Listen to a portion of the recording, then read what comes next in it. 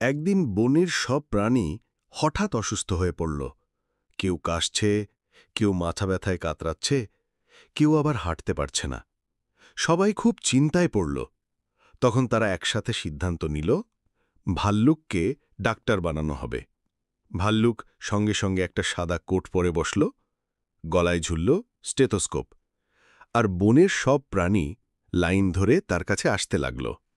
প্রথমে এলো খরগোশ। খরগোশ বলল, ডক্টরবাবু, আমার মাথা ব্যথা। ভাল্লুক তাকিয়ে বলল, খুব সহজ, তুমি বেশি বেশি গাজর খাও। তারপর এলো হরিণ। হরিণ কাতর গলায় বলল, আমার পায়ে ব্যথা।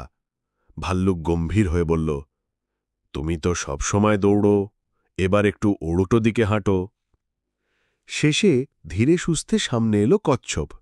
সে হেসে বলল, ডাক্তারবাবু, আমার খুব ধীরে ধীরে হাঁটতে ইচ্ছে করে।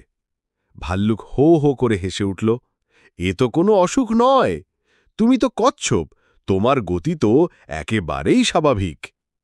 এ কথা শুনে বনের সব প্রাণী হেসে গড়াগড়ি খেয়ে গেল। অসুখ যেন মিলিয়ে গেল হাসির ভেতরেই।